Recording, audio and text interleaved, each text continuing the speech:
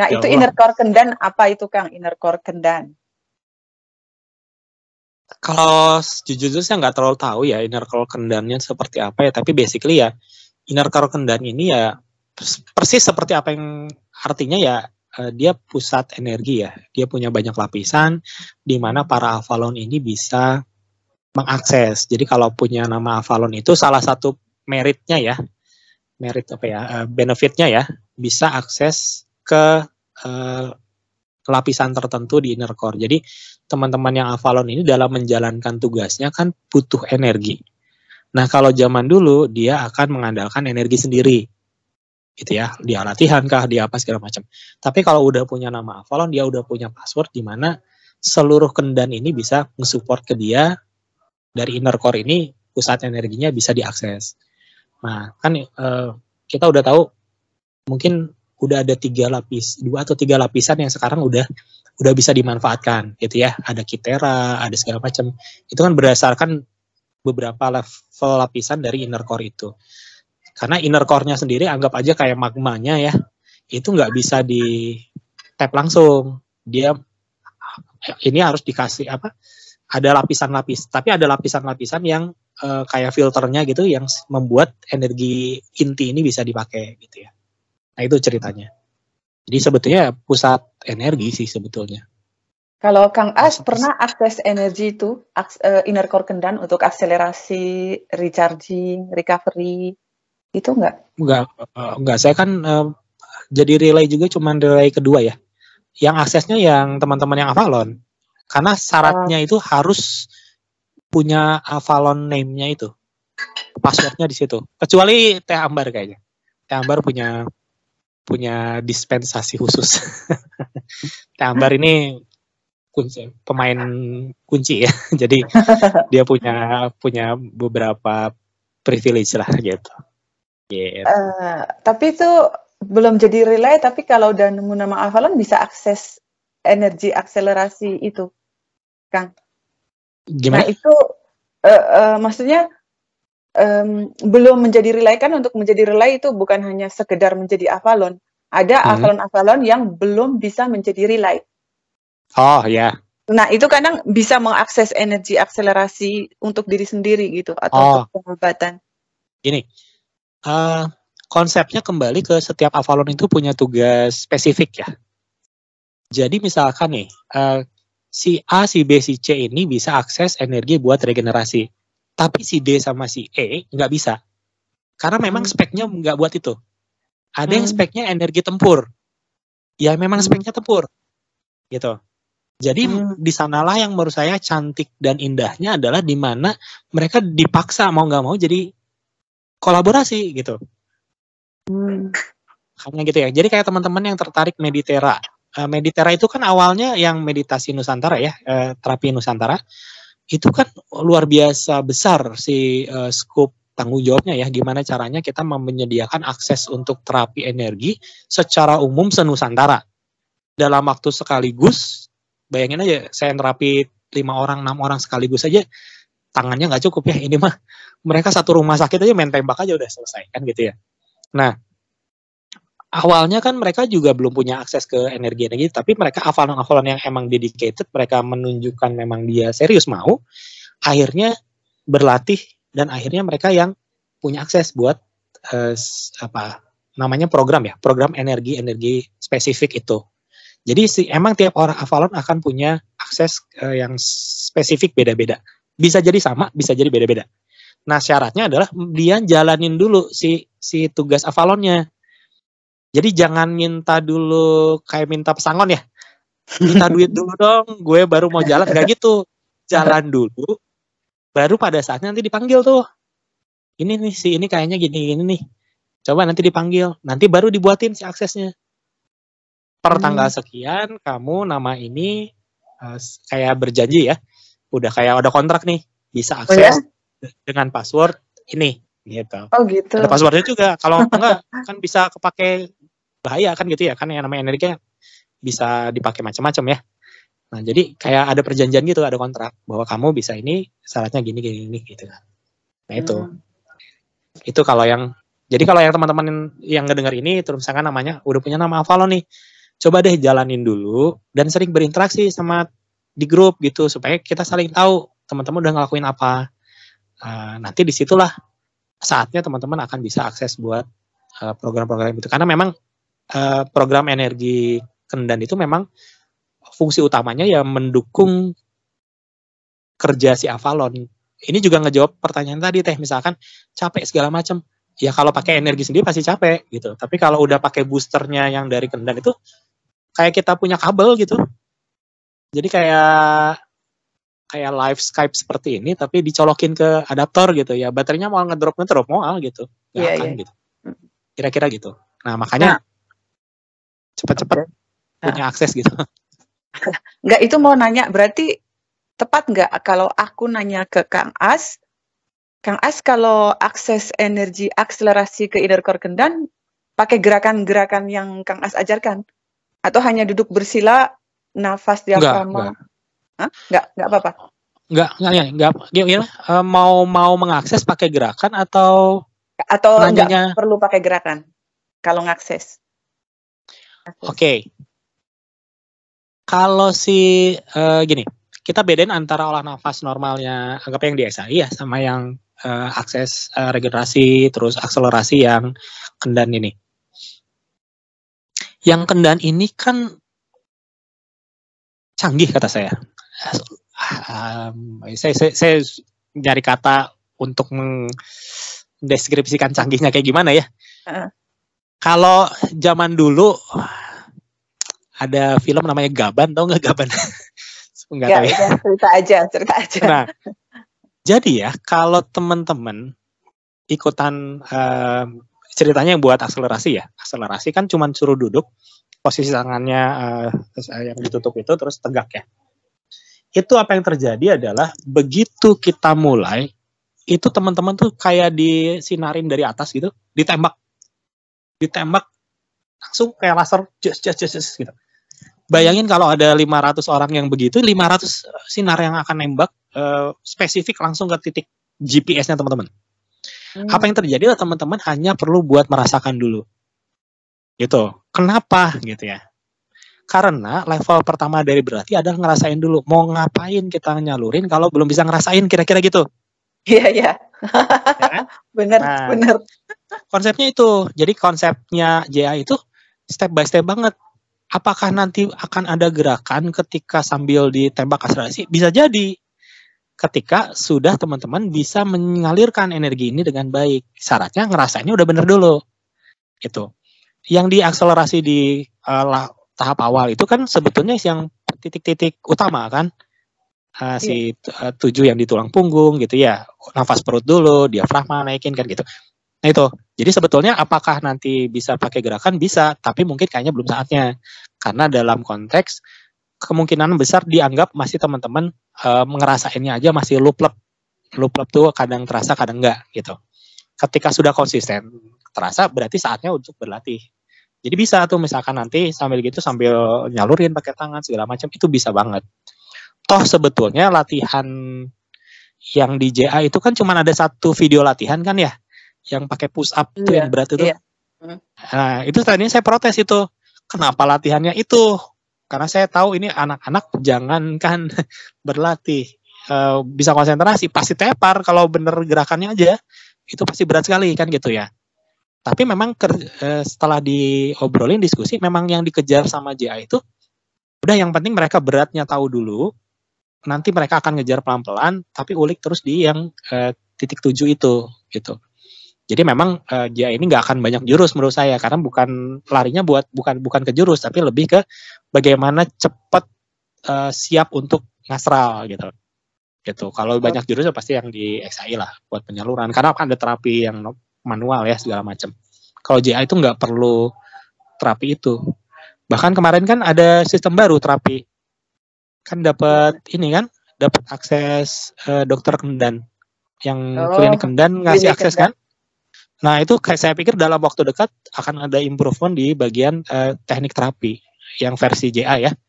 Itu akan jauh lebih cepat lagi deteksinya, lebih canggih lagi lah gitu.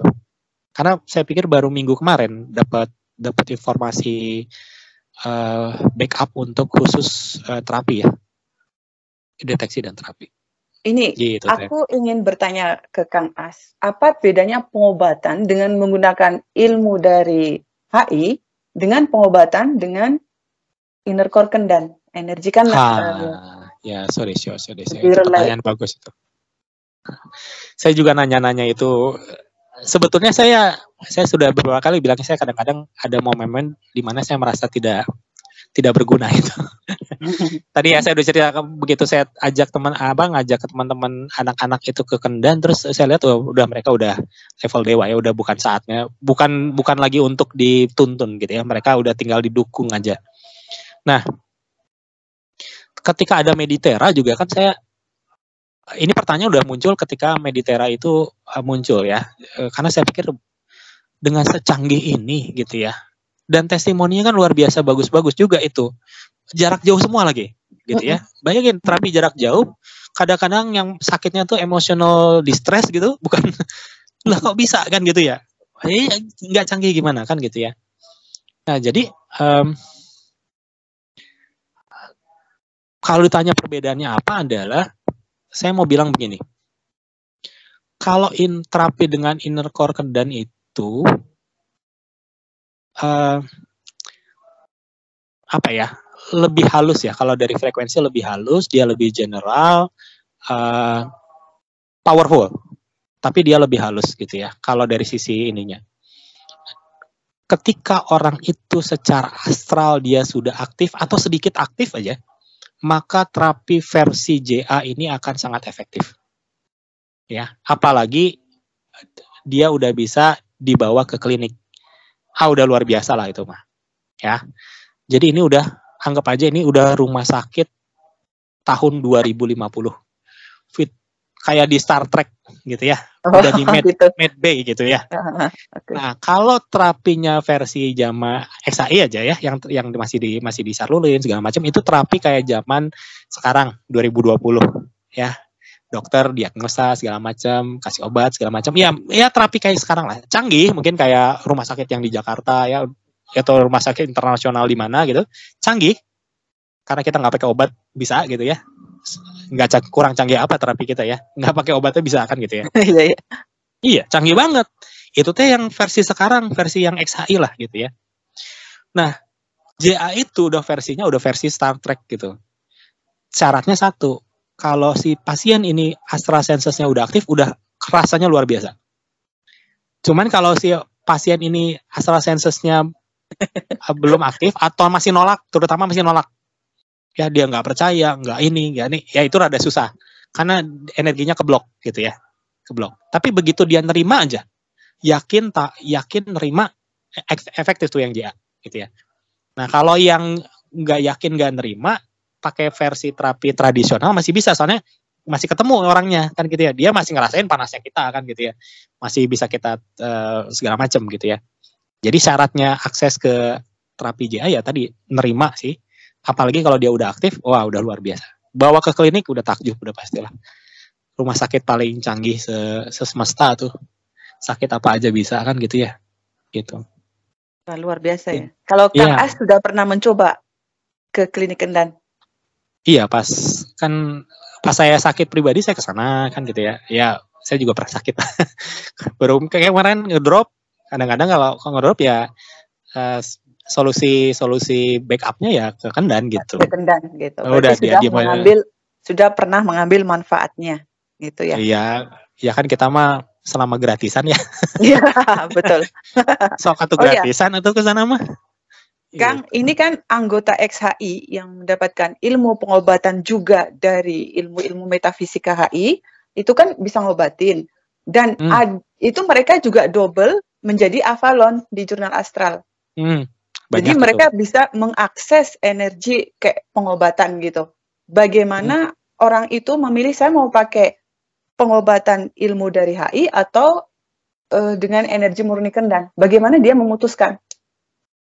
Sebetulnya sih nggak usah milih ya, soalnya itu dua-duanya saling supporting ya. Kalau dia latihannya udah oke, berarti energinya udah oke, energi badannya udah oke. Begitu dia niatin ngetap aja, ngetap ke Kendan ya pasti lebih dahsyat lagi. Jadi sebetulnya nggak harus milih sih kalau itu ya.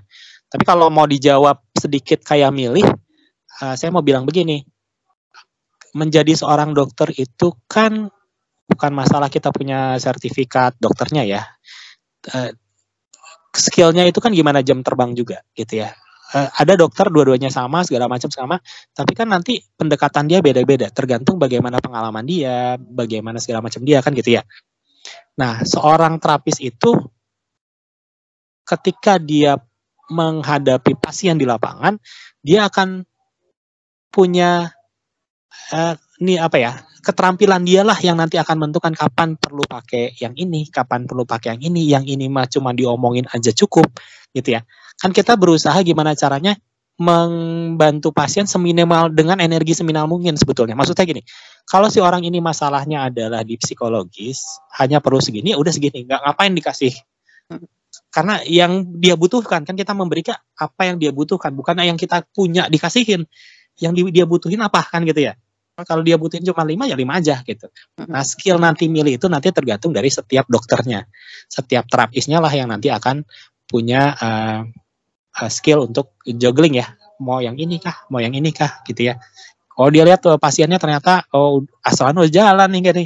Yuk, Bu, pejamkan mata ya, ikutin sebentar, ikutin angkat ke klinik. Praktis kan ya. Udahnya dia nggak akan nanya-nanya lagi ke kita. Udah senar, udah sendiri aja ke klinik kan gitu. Oke. Oke. Saya ingin tahu latihan rutin Kang As itu seperti apa? Yang setiap hari dilakukan? Atau latihannya setiap hari atau enggak setiap hari? Kalau latihannya setiap hari, tapi kalau yang panjang-panjang ya Senin Kamis itu. Biasanya sebelum saya ngelatih, itu kan saya gini. Sebetulnya sih kalau dibilang saya latihannya buat apa, sebetulnya latihan yang saya lakukan tuh lebih banyak, mungkin 80% itu ngelatih apa yang mau dilatih. Misalkan Senin nih mau ngelatih. Kan saya mikir dulu, minggu ini udah ini. Terus tujuan dari bulan ini adalah misalkan kardio. Berarti saya mau ngasih apa nih hari Senin. Jadi sebelum saya kasih, saya latih dulu. Nanti biasanya pas latihan atau ini belum enak ini, belum gitu ya. Dia harus tweaking ya apa dia ditambah kurang. Jadi lebih banyak sih latihan saya bukan latihan ngejar apa gitu ya, tapi lebih ke mempersiapkan materi buat Senin dan Kamis gitu. Jadi di luar Senin Kamis latihannya banyaknya itu. Lebih spesifik adalah biasanya sih setengah jam sebelum latih ya. Karena saya udah siap-siap dulu, harus mindsetnya dapat dulu, lapangan kadang-kadang disiapin dulu gitu ya. Ya gitu sih. Jadi latihannya apa? Banyaknya latihan yang gerakan XI aja yang standar-standar gitu. Karena saya udah bilang berjanji gitu ya sama diri sendiri, saya nggak mau latihan yang rumit. Karena saya adalah pelatih orang-orang yang pemula. Maka saya harus latihan yang gampang-gampang dimengerti, yang simpel, sederhana. Nah, jadi latihan saya simpel, sederhana gitu. Kayak jurus yang kemarin Ramadan aja. Jurus Ramadan itu take sekitar mungkin 2 bulan saya nyiapin buat akhirnya dapat begitu. Tapi jarang dilatih sama saya kalau full ya. Maksudnya keras halus itu malah saya jarang ngelatih keras halus banyak begitu gitu. Saya lebih banyak dipotong, misalkan saya bagian sininya aja deh gitu ya. Siapin udah oke gitu ya. Kadang-kadang soalnya ini ya. Kalau kita ngelatih yang panjang itu kadang-kadang dapat gitu energi segala macamnya. Tapi kalau kita ngelatih yang pendek-pendek cuma satu gerakan, kadang-kadang suka ada sesuatu yang muncul gitu. Pengalaman saya pribadi, saya ngelatihnya gini doang gitu. Iya ternyata ini muter ya. Oh ternyata gini. Jadi malah ada dalam-dalam yang muncul gitu. Jadi ya karena mungkin kebutuhan saya adalah mengalami kedalaman itu supaya nanti bisa mungkin bikin jurus baru atau apa. Ya saya lebih sering nguliknya pergerakan sih, jarang yang dipanjangin gitu, jarang banget lah gitu teh. Oke. Kang As kan sering membuat tempat latihan di Astral ya, bagaimana teknisnya itu Kang? Oh ya oke. Jadi teknis sebetulnya semua orang bisa bikin. Yang pertama adalah ya kita yang Astral dulu sebentar gitu ya. Terus cari tempat yang kira-kira Saya sih nyarinya yang sepi. Yang jangan pas ada lalu lintas portal segala macam, nanti kan terganggunya mudah gitu ya. Jadi cari yang sepi lah. Portalnya Gitu di mana-mana gitu atau spesifik ke Kendan? Enggak, malah itu nggak ada hubungan sama Kendan ya, nggak ada. Nggak ada hubungan sama sekali ya? Nggak ada. Oke. Itu dari zaman dulu udah lama banget itu sebetulnya. Cuman lama nggak dipakai. Baru diaktifin lagi ya mungkin kemarin-kemarin ini gitu ya. Jadi cuman cari tempat saya mah ada kalau teman-teman mau nyari tempat yang energi bagus bisa juga ya. Cuman kalau saya sih nggak spesifik itu. Jadi cari tempat yang sepi, nggak terlalu banyak lalu lalang, dan kalau kita melakukan sesuatu di situ tidak akan ada pihak-pihak yang terganggu lah kira-kira gitu ya. Lahan kosong lah anggap gitu ya. Nah setelah itu ya kita bersihin kita bikin parameter ya. Karena kan yang harus kita jaga itu bukan kita diganggu orang, tapi energi kita mengganggu orang. Itu yang prioritas pertama gitu ya. Kita diganggu mah biasa, tapi kalau kita mengganggu kan dosa gitu ya. Nah, bikin parameternya, bikin domnya, ubah atas bawah biasanya gitu. Terus dibiarin dulu. Nanti udah lama, oh iya bener nih nggak ada yang terganggu gitu ya. Nah, udah oke, berarti anggaplah kita ngeklaim ini hak guna energi gitu di situ. Baru disetting. Biasanya sih tengahnya ada pilar, pinggir-pinggirnya dikasih pilar buat energi supaya nanti ngemantulin sebetulnya. Jadi lapangan latihan yang SI itu kalau latihannya banyak, energinya jadi gede. Karena itu kok akumulasi dari 80 orang, 90 orang dipantulin, disinkronin lebih kencang lagi. Berarti dia putaran nyedot energinya lebih gede lagi. Jadi kalau latihan di lapangan itu bagusnya sih banyakan. Karena kalau dia lebih banyak lebih dahsyat hasilnya.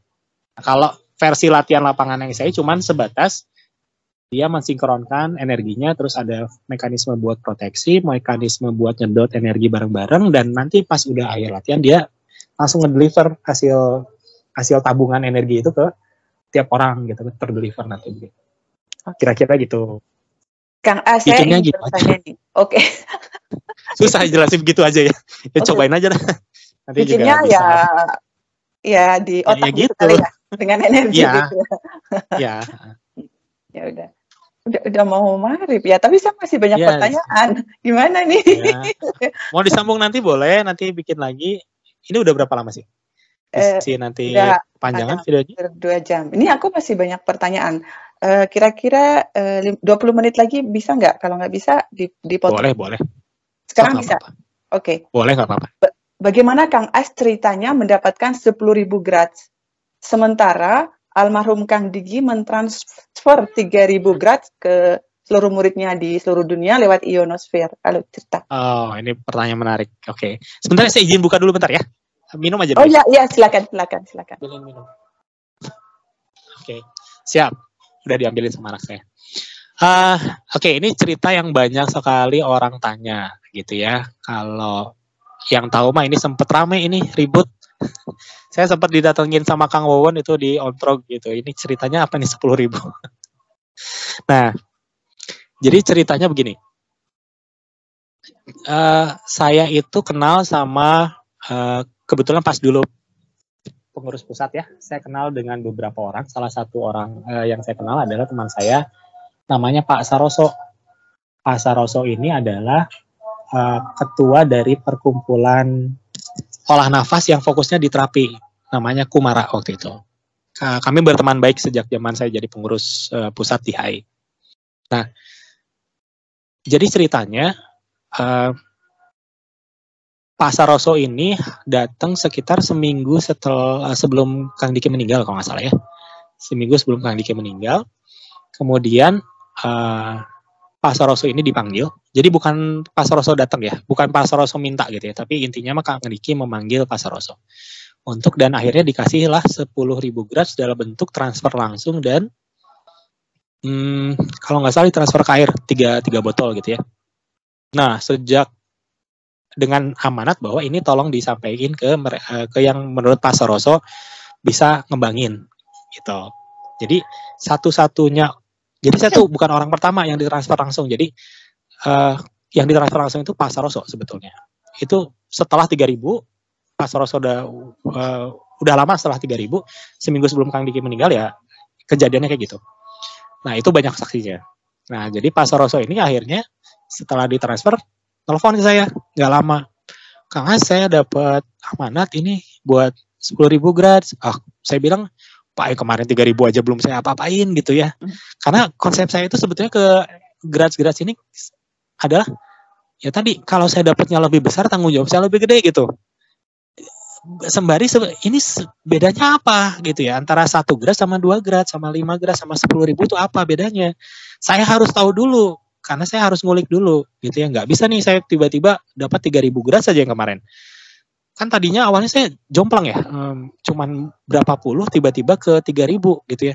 Saya malah bilang energi yang 3.000 aja kemarin belum benar di badan, belum diulik, udah 10.000 kan gitu. Jadi saya tolak itu Pak Saroso. Saya tolak, Pak nanti aja Pak.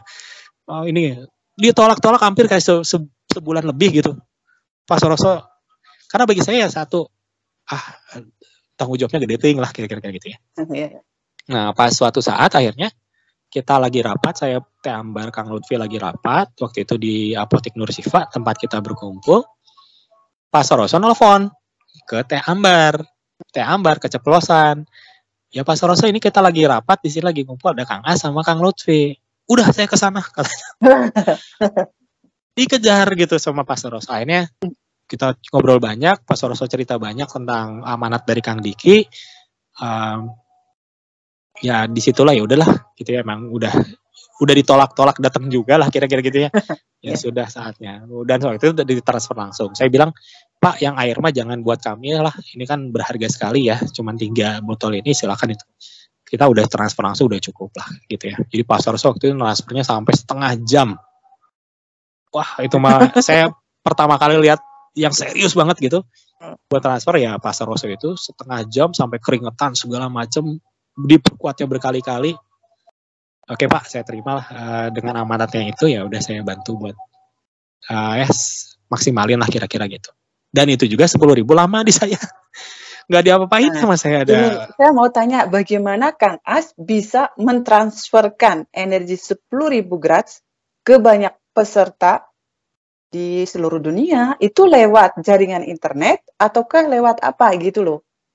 Atau yang bikin lapangan terus gimana gitu? Tekniknya bagaimana? Kan kita semuanya berada jauh. Jadi saya harus koreksi masalah itu ya. Yang 10.000 ini saya justru nggak bisa transfer ke secara global kayak Kang Diki. Jadi kan sebetulnya sebelum 10.000 transfer itu kan saya nyoba dulu nih yang 3.000. Ternyata luar biasa susah transferin bagi saya ya, nggak tahu ya bagi teman-teman yang lain yang udah jago mah ya beda ya. Saya ngerasa ini kok susah banget transferin 3.000 itu. Jadi saya tuh nguliknya lama itu. 3.000 coba lagi sama teman-teman yang deket, coba lagi kan gitu ya. Sampai saya dapat klik, ternyata mekanisme si grads ini ada uniknya. Ternyata ada nih cara trik buat transfernya. Jadi harus bertahap, nggak bisa tiba-tiba bluk gitu. Kasih aja dulu beacon gitu. Jadi harus disetting dulu si badan yang terimanya. Versi saya ya. Kalau Kang Diki kan langsung aja ya, tembak-tembak aja ya. Mungkin dia udah tahu yang punya energi HI siapa, ada karakteristiknya bisa kali ya gitu ya. Nah kalau saya nggak bisa itu. Jadi setiap orang yang saya transfer itu, yang grads ya, yang level grads itu harus dikasih penanda dulu sama saya. Jadi makanya nggak bisa transfer 10.000 ke semua tuh nggak bisa. Jadi makanya yang 10.000 itu wajib ikut dulu di si sesi Zoom-nya, sesi Telegramnya. Dan harus masuk ke lapangan dulu. Kenapa? Karena di lapangan itulah saya bisa ngasih titik-titiknya. Soalnya saya nggak bisa nge-track nih, misalkan via Telegram namanya siapa gitu. Wah itu, kalau waktu itu kan yang datang itu mungkin ada masuk 200 orang kali. Kalau satu orang butuh 30 detik aja, itu habis waktu buat saya nge-tracking satu-satu dan capeknya luar biasa pasti. Saya mikir kan, lah kalau gini banyak gimana saya transfernya, kan begitu. Makanya salah satunya caranya adalah udah masukin ke lapangan. Kalau udah di lapangan, saya itu udah kelihatan titik-titiknya gitu ya. Saya tinggal global langsung di tracking. Setelah dia ke track ke kunci, mau dia ngapa-ngapain bebas gitu. Jadi makanya triknya adalah saya pakai lapangan yang memang udah biasa dipakai latihan untuk mendeteksi siapa aja yang mau ditransfer. Terus sama saya dikasih kayak ID gitu, kayak penanda. Jadi saya transfer pasti nggak akan meleset, pasti ke situ gitu. Gitu terus baru deh ditransfer bertahap. Nah, kalau ingat transferan yang 10.000 grats, yang latihannya juga, yang transfernya juga saya saranin buat latihan kan, supaya mempercepat karena energinya gede banget. Lapangan itu harus diputerinnya luar biasa supaya ngebantu saya nyerap, dan anak-anak juga harus nyerap supaya cepet nempelnya. Kalau enggak, lama nanti. Bisa jadi udah setengah jam nggak penuh-penuh gitu ya, kira-kira gitu. Jadi memang kalau transfer 10.000 grats itu buat versi saya transfer ya, butuh kerjasama. Yang ditransfernya harus usaha, sayanya harus usaha, dan harus ikutin SOP.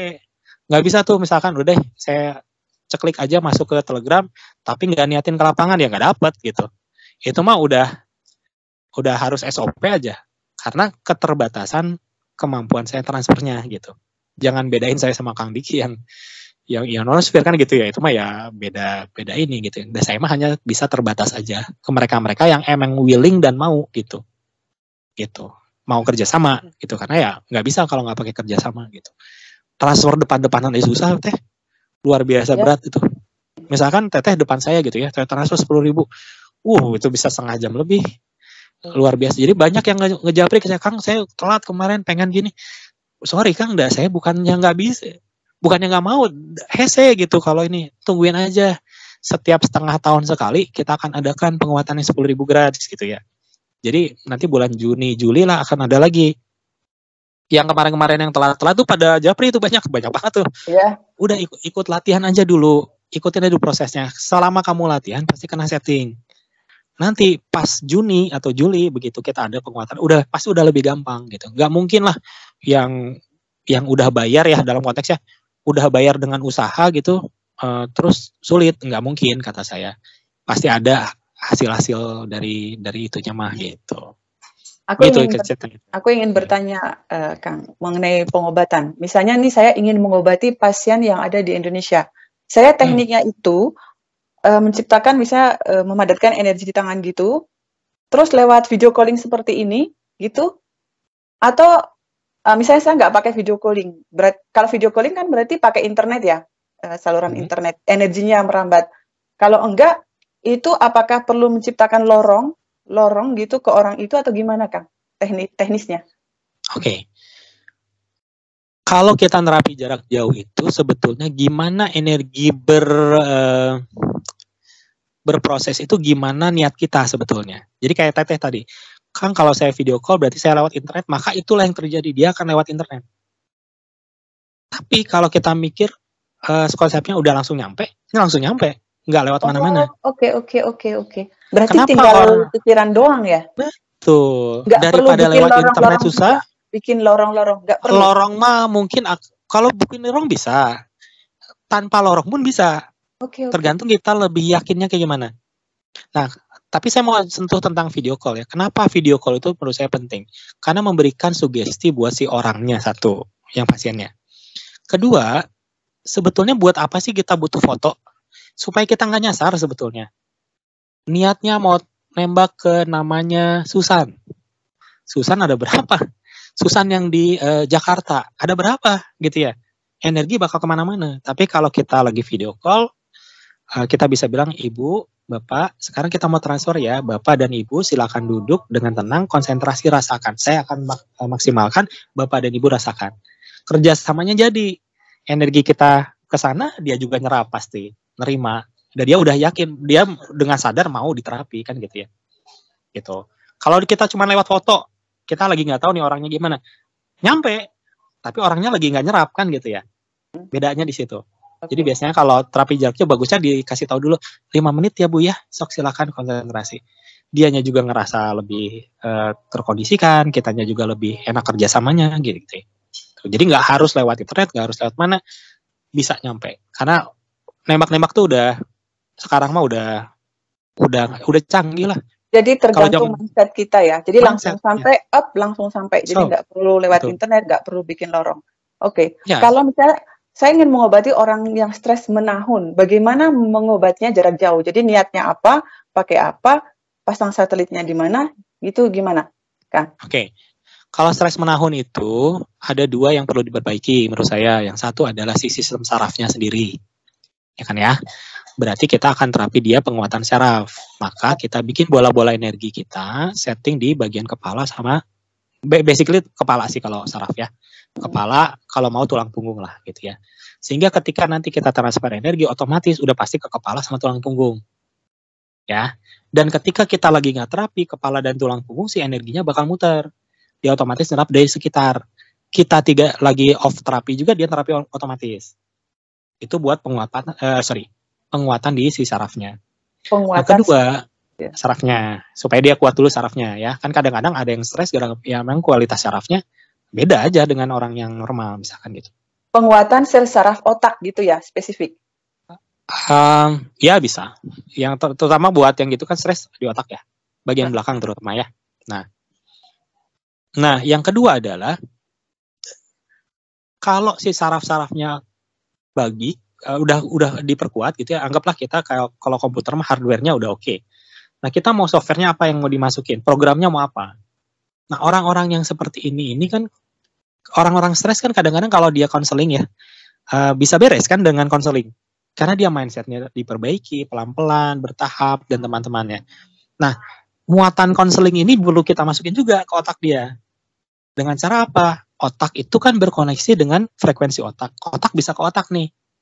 Maka ketika kita terapi, kita masukkan sebuah kalimat yang positif dan dapat dimengerti sama dia. Contoh misalkan, dia stresnya kenapa? Karena biasanya apa ya? Kerjaan misalkan gitu ya. Stres kerjaan, beban kerja, segala macam gitu ya. Masa depannya. Maka kita bilang, tanya juga nih, dia bahasanya apa? Oh, misalkan Teteh berarti punya temannya bahasanya Prancis misalkan. Jangan pakai bahasa Indonesia, dia nggak akan ngerti. Oh, oke. Nggak akan ngerti. Ini penting nih. Nah, di bahasa yang kira-kira dia ngerti, gitu ya. Maka kita akan ngomongin, tenang, semua baik-baik saja. Okay. Gitu ya. Misalkan salah satu, nggak boleh panjang-panjang. Tenang, semua baik-baik saja, kamu akan punya kerjaan lagi, itu nggak akan dimengerti sama otaknya. Kita ambil kalimat positif yang pendek. Okay. Nah, itulah yang kita ketika terapi, kita langsung selalu bayangin. Kita ngomong ke dia, tenang, semua baik-baik saja. Gitu aja diulang-ulang. Di dalam hati gitu ya? Ya, dalam hati. Tidak perlu kalau mau penggempur terserah, kalau kita komat kamit juga boleh lah. Kalau di Indonesia kan komat kamit pakai gitu ya. Biar lebih afdal gitu ya? Ya, biar lebih keren. Biar lebih ada harganya lah. Kan kalau kita nolong doang harus ada actionnya. Nah, kayak gitu. Nah, jadi nanti secara syaraf dia akan diperkuat dan secara pesan dia akan menetes masuk. Tinggal konsistensinya aja. Sembuh itu kan masalah bukan domainnya kita. Ikhtiar domainnya kita. Ikhtiar kita sudah terbaik dengan cara terapi yang terbaik, pesan yang terbaik, sudah selesai tugas kita. Gitu, jadi itu dengan kita menyalurkan energi dengan niat memperkuat sel saraf otak dengan kita masukkan kata-kata positif gitu ya, Kang. Plus kita juga masukin kalimat positif yang solutif buat dia ya, yang solusi buat dia ya. Nah, ini saya mau tanya, kalau kita mengobati pasien jarak jauh yang tangannya itu kayak mati rasa gitu, gimana, Kang? Diperkuat jantungnya. Oke, mati rasa itu berarti kan saraf-saraf di tangannya bisa jadi ada dua sih sebetulnya. Bisa jadi peredaran darahnya nggak lancar. Bisa jadi emang sarafnya yang bermasalah di telapak tangannya. Dua-duanya solusinya sama. Salurin ke telapak tangan. Jadi kalau bisa latihan, coba latih nafas dada ke pasiennya sambil digerak-gerakin. Mau yang ke depan doang gitu bisa gitu ya. Mau buka tutup boleh gitu ya. Itu bisa banget. Itu sangat-sangat ngebantu. Karena kalau pasien itu berlatih, maka dia secara sadar berusaha untuk sembuh. Itu poin yang mahal banget, gitu ya. Kalau orangnya udah nggak punya semangat, dia terapi doang gitu ya, ya susah aja gitu. Tapi kalau orangnya semangat mau sembuh, bahkan mau berlatih, itu udah berkali-kali lipat lebih baik prosesnya, gitu ya. Nah, kalau buat terapinya sendiri ya, karena kita tahu ini kemungkinan besar ada di peredaran darah yang nggak lancar atau saraf, maka buat sarafnya ya di bagian telapaknya ya kasih bola energi itu dan puterin, nyatin sarafnya memperbaiki. Buat peredaran darah udah betul tadi teh, jantungnya diperkuat, aliran darah ke tangannya dilancarin gitu ya. Entah kita nggak tahu ya kesumbat di mana kah atau gimana ya, kita nggak tahu. Tapi kan energi mah pinter ya. Disalurin dia akan memperbaiki sesuai dengan kebutuhannya. Gitu. Oke, ada pertanyaan lagi Kang. Kalau misalnya mengobati orang yang sering kena sinus, sakit kepala sinus karena alergi debu, angin, atau itu gimana Kang? Dipasang satelit di kepala atau gimana? Kalau sinus itu termasuk yang banyak kita hadapi dan banyak yang cepat kebantunya ya. Kalau dia pasiennya bisa latihan, maka dia harus latihan nafas dada. Ya, gerakannya bebas ya. Mau dorong dulu ke depan, mau diem dulu, nggak apa-apa, silakan. Nah, di terapinya itu kan sinus tadi di pangkal hidung ya. Langsung dipegang gini. Kalau kita terapi langsung, pegang begini, salurin. Tes gitu. Nanti kan si telapak tangan kita, ujung jari kita kayak ada bola tuh. Nah, bola ini yang nanti akan kotak aktif di situ. Begitu selesai terapi, bolanya biarin tetap di sini. Proses gitu aja. Jadi bikin satelit bola energi letakin di sini gitu? Ya, salurin dulu. Kan kalau kita gini, kita udah kerasa nih. Udah nyalur ke telapak tangan, nanti kayak ada bola gitu. Kerasa dulu, tempelin di sini. Satu tangan di sini, tangan di belakang satu lagi. Oh, di sini, di belakang satu. Satu belakang, satu di sini. Biasanya kan gitu, pegang depan belakang tuh. Sini satu, sini situ, udah. Salurin aja. Kalau udah yakin sekitar 10 menit, 5 menit, udah yakin, lepasin. Tapi si satelitnya tetap simpan di sini. Niatin otomatis terapi gitu. Nanti kalau dia latihan otomatis untuk menyembuhkan sinus gitu niatnya. Iya, Kalau yang kita udah tahu penyakitnya apa, tinggal disebutin aja. Oke. Ada lebih bagusnya, kita tahu juga penyakitnya. Misalkan gini, ini kata dokter ini penyakitnya apa, lupus. Kita nggak tahu lupus itu apa. Terus kita niatin pengobatan lupus works, tapi akan lebih bagus kalau kita tahu juga lupus itu apa. Oh, ini autoimun yang menyerang bla bla bla. Nanti kita kebayang, oh kalau begini nanti saya terapinya gini nih, terapinya di. Nah, feel itu akan datang kan. Awalnya mungkin kayak tebak-tebakan. Tapi begitu nanti di aplikasi makin tajam itu feel-nya. Jadi kita nanti begitu tahu datang pasien gini, oh ini gitu ya. Nah, feel itu yang mahalnya di situ kan, yang kita bisa tepat tahu langsung di mana harus terapi. Yaitu bukan karena tiba-tiba dapat wangsit, enggak. Karena jam terbang kita, karena kita sering baca, kita sering berhadapan dengan pasien. Nah, itu yang nantinya akan ngebentuk sendiri sih gitu. Ini Kang, aku ingin bertanya ke sesuatu di luar pengobatan. Aku sering mendengar dari Indonesia gitu kata-kata seperti ini. Mereka membedakan yang maha pencipta dan yang maha menjadikan. Kang As bisa menjelaskan nggak bedanya yang maha pencipta dan yang maha menciptakan? Dulu almarhum sering menyebut ini juga kalau nggak salah. Kalau yang itu saya pas ya teh. saya nggak mau ngomong ya, saya nggak ngerti dah ini ya. Itu rada-rada berat sih itu kalau itu. Nah ini saya ingin tahu ini. Jadi saya akan tanyakan ke setiap narasumber yang saya pikir mampu menjawab. Oke. Oh ya Kang Asari kan rencana membuat buku yang berisi semua nama-nama ilmu metafisika atau pengobatan yang dikasih gitu loh. Ada namanya tahanan geledek, tahanan ini untuk apa gitu. Ilmu metafisika yang diberi itu kan di 10.000 grad itu kan ada software ini, software itu kan nggak semua orang tahu. Gitu. Saya aja yang jadul nggak tahu itu apa aja di 10.000 grad itu isinya. Yang saya tahu itu dulu jadulnya tahanan maut, tahanan geledek, penggempur sukma atau apa gitu. Iya. Saya pernah ngomong gitu ya. Oke, sekarang memang saya sedang dalam proses nulis buku teh. Tapi nggak spesifik, belum spesifik ke masalah yang metafisik. Walaupun menurut saya memang metafisik ini perlu ada dasar. Gini, gimana seorang tahu tahanan maut itu seperti apa kalau nggak dijelasin kan ya? Nggak mungkin ya tiba-tiba tahanan maut, dia bentuknya kayak gimana kan nggak tahu ya. Sementara metafisik itu butuh visualisasi. Jadi kalau dia tahu, dia akan jadi kan gitu ya. Jadi memang itu sangat dibutuhkan sih. Si program-program jadul itu. Cuman memang sekarang itu saya lagi nulis bukunya itu tentang olah nafas dengan sistem modular. Maksudnya modular tuh apa? Saya ini lagi bikin, ini baru buku pertama dari rencananya 4 seri ya, tentang olah nafas. Jadi buku pertama ini masih general banget tentang kamu latihan olah nafas itu basicnya seperti apa. Mulai dari kepekaan, segala macam, kenapanya, dijelasin semua pengalaman yang saya punya, saya mau curahin di buku ini. Nah, nanti Kenapa disebut modular? Karena saya sistem latihan di XHI ini, saya dengan berlatih di XHI, saya jadi punya sistem yang modular itu bisa kayak Lego. Kalau saya butuh olah nafas buat penyakit lambung, maka yang saya harus latih adalah nomor 1, 3, sama 7. Gitu. Oke. Nanti jadi kayak ngeresepin gitu. Oh, ini pengennya apa? Pengennya ke astral. Maka kamu harus 1, 2, 5, sama 9.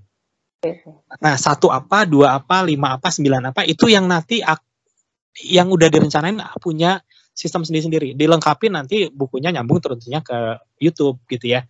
Jadi 1 tuh kayak gimana latihan segala macam. Kamu nanti bisa memilih, jadi nanti pembaca itu bisa memilih pengennya mau seperti apa dengan olah nafas ini. Mau buat konsentrasi belajar kah? Atau mau pengen berlatih misalkan tanda kutip ya, baca pikiran kah gitu ya. Berarti kamu harus latihannya ini sama metafisiknya ini gitu ya. Makanya, nah itu yang sudah mulai saya konsepkan ketika mulai bikin XHI. Makanya XHI itu nafas perut doang, dada doang gitu ya. Karena nanti mau di mix match, nanti kamu ini sama ini nanti jadinya apa? Kayak resep lah kira-kira gitu. Nah ini yang sedang dituliskan. Jadi buku pertamanya baru 50 kali 2 ya, berarti baru 100 halaman lah. Buku pertama lebih general ya. Intinya kayak gerbang pertama masuk ke dunia olah nafas buat yang pemula. Nanti buku kedua akan ngobrol tentang terapi. Kalau kamu terapinya penyakit jantung, maka terapinya caranya gini, titik terapinya gimana, gitu. Jadi kalau nanti buku pengobatan ada, nanti buku metafisikanya ada, kira-kira gitu teh. Sama nanti sebetulnya saya kan pengen olah nafas ini berefek langsung di dunia nyata, kehidupan sehari-hari. Gimana caranya buat di dunia kerja gitu ya. Gimana cara, soalnya testimoni itu bejibun teh. Kayak dunia kerja kemarin kan ada yang, ini saya buka jangan deh, nggak apa-apa lah, japri ya. Kang, saya tuh atasan saya tuh nggak suportif gitu ya, gini. Semua karyawan di bawah dia merasa nggak nyaman gini. Bisa nggak Kang disetting gitu segala macam. Diskusi kan kita. Oke deh. Caranya gini. Cobain, dijalakuin. Seminggu dong si atasannya dipindah sama kantor pusat. Loh, kalau bisa kan gitu ya, seminggu kan, dalam seminggu tuh menurut saya ya ada hubungan yang sesuatu lah, bukan kebetulan biasa gitu ya. Iya itu. Loh, works kan gitu ya. Iya. Ya itulah. Ya kita mau ganti atasan juga bisa kan gitu ya. Ya tinggal ayo gitu. Saya udah ngerasa ini testimoni udah banyak gitu. Apa yang teman-teman tinggal kalau dibentuk dalam sebuah buku terdokumentasi kan, ini bisa orang bisa mengembangkan ya. Basicnya ini loh, resep dasarnya ini loh. Kamu tinggal pakai, kamu tinggal lakukan gitu ya. Tinggal lakukan, udah terbukti kok kan gitu ya. Tinggal nanti ya tadi ya, estafet keilmuan bisa ke generasi selanjutnya maksud saya. Itu jangan rencananya mentok. Mau cetak atau mau PDF online seperti e-book? Cetaknya udah pasti ya. Cetak pasti ya. Bentuk e-book ya. Dan ada e-course-nya juga. Karena ini kan kebetulan gabungan antara audiovisual ya. Karena kemarin saya nulis, pas nulis buku, gimana saya ngejelasin gerakan kalau saya nggak ada videonya kan gitu ya. Oh iya ya, benar. Iya, ini beda sama buku biasa. Jadi rada ngejelimet juga bikinnya, karena harus disiapinnya banyak gitu ya, nggak cuma nulis doang. Nah jadi si e-booknya ada, karena saya tahu ini teman-teman nggak semuanya punya akses ke buku biasa ya. Terus nanti akan dibuat si versi e-course. Jadi kalau modularnya ini kamu tinggal ambil aja modul ini gitu ya. Saya selalu pengen mewujudkan modular ini karena bagi saya setiap orang punya kebutuhan yang spesifik, nggak bisa disamain. Dan mereka harus punya kebebasan untuk milih saya latihan ini buat apa. Jadi nanti latihan tuh ada tujuan personalnya gitu ya. Gitu. Nah, jadi nanti itu kerjasama dengan penerbit atau Kang As sendiri yang mau menerbitkan gitu ke percetakan? Saya sendiri sih, soalnya memang udah biasa. Kalau bikin bukunya masih udah biasa ya. Jadi nggak ada kekhawatiran sih masalah jadi cetaknya gitu ya. Cuman ya ya nanti butuh teman-teman aja yang buat mensosialisasikan ya. Karena saya benar-benar berusaha ini dibuat sedetail mungkin, seterbaca mungkin ya, seorang baca bisa ngerti gitu. Karena pengennya ini buku yang kayak master book gitu ya. Master book itu buku yang jadi referensi. Jadi bukan sekedar buku pop yang sekali baca terus udah gitu, tapi saya pengen orang mereferensikan buku ini bertahun-tahun ke depan. Kayak Dale Carnegie lah tentang psikologi kan gitu ya. Iya. Kan konsepnya universal. Apa yang nggak universal tentang olah nafas? Kan saya nggak ngasih di sana kan nggak dikasih branding ini hanya perguruan apa segala macam. Universal banget kita buatnya. Sehingga nanti orang-orang bisa belajar siapapun, entah itu secara online maupun langsung lihat bukunya ataupun e-course-nya gitu ya, dengan mudah lah kira-kira gitu ya. Itu cita-citanya gitu lah. Ya, semoga cepat jadi ya Kang. Cepat jadi. Harus jadi. Kita tunggu ya. Oke, terima kasih Kang As sharingnya. Bila ada pertanyaan untuk Kang As, silakan tulis di bawah ini. Yang ingin belajar tenaga dalam, ilmu pengobatan, latihan olah nafas, dan ditransfer 10.000 gratis. Dan semua ilmu metafisika, termasuk ilmu pengobatan via online. Silakan join di Telegramnya XHI. Kita latihan itu hari Senin dan hari Kamis ya Kang ya. Jam berapa? Jam 8 malam ya? Jam 8 malam waktu Indonesia Barat. Bisa enak latihan dari jarak jauh, jadi nggak perlu ada ongkos itu loh, naik angkot atau apa gitu ya. Nyantai gitu. Terus yang ingin belajar ilmu astral, time travel, itu bisa join di Jurnal Astral. Kang As, ada pesan-pesan atau kata-kata penutup nggak? Oke, buat teman-teman semua, pertama terima kasih ya buat hostnya, ini sangat-sangat tersanjung nih bisa diundang. Nah, buat teman-teman semua, teman-teman mungkin belum kebayang ya manfaat dari hal-hal yang kami obrolin tadi ya. Tapi coba dulu kata saya. Saya yakin dengan metode yang kita punya, teman-teman dalamnya mungkin cuma 4 kali 5 kali akan merasakan manfaat nyata dari yang kita obrolin di sini gitu. Karena yang kayak gini susah, kalau diomongin doang tuh susah gitu. Memang harus dirasain sendiri. Energi itu kayak gimana yang harus dirasain sendiri, nggak bisa nggak gitu ya. Jangan terlalu cepat memutuskan ini baik atau buruk sebelum dicoba lah gitu ya. Karena banyak yang orang wacana doang gitu ya.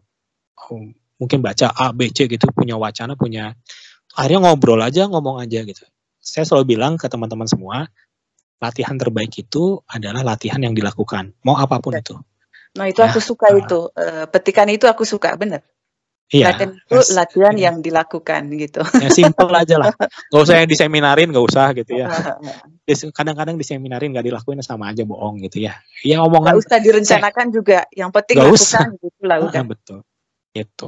Karena saya udah pengalaman sih ketemu banyak orang. Dan ketika dia ngomong 5 menit aja kita udah tahu ini mah ya orang yang cuman wacana gitu aja, susah jadi nggak kita ngomong, akhirnya kita diem aja ya, buat apa ya, udah nggak sama gitu apa yang kita obrolin gitu.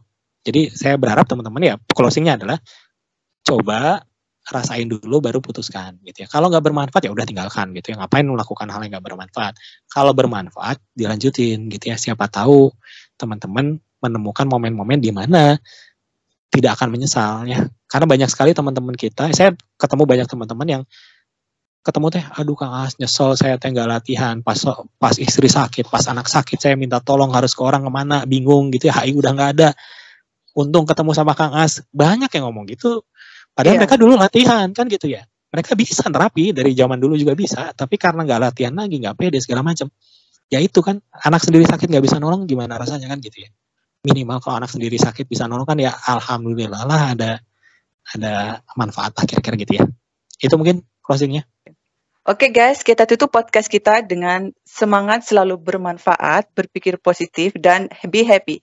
Sampai bertemu di next podcast dengan pertanyaan yang berbeda. Sekali lagi terima kasih Kang As. Wassalam. Bye, ciao. Bye. Terima kasih ya Kang As, selamat Idul Fitri. Udah Idul Fitri ya? Sama-sama. Udah besok. Takbiran ya di situ? Iya di situ berarti udah. Iya Muhammadiyah udah. Oh besok masih puasa nggak? Besok kalau di keluarga sini udah enggak ya? Udah enggak. Oh berarti udah Idul Fitri. Kalau kita juga besok udah Idul Fitri. Oh, I see.